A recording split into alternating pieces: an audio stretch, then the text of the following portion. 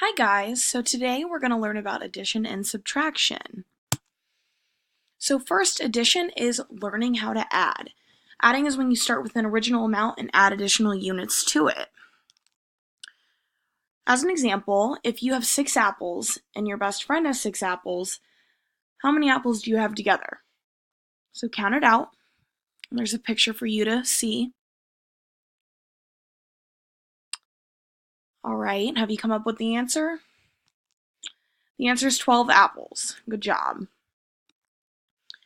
So let's try another example. If you have 3 books and you rent 2 more books from the library, how many books do you have in total?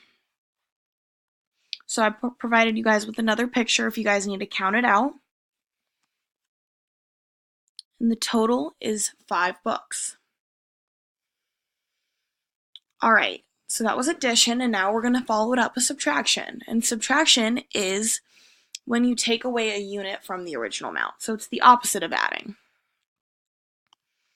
For example, if you have 5 library books and 3 of them are due, how many are left in total?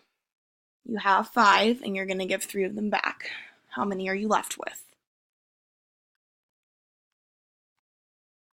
That leaves you with 2 books. Let's try one more example. If you have a whole pizza that has 8 slices and you eat 2 slices, how many slices are there left over? That's a pizza with 8 slices, so take 2 away. You are left with 6 slices. Next, I'm going to give you guys an assignment, and I want you to pair up, so practice the questions on the worksheet with your partner, and then whatever you guys don't finish will be due for homework. Let me know if you guys have any questions.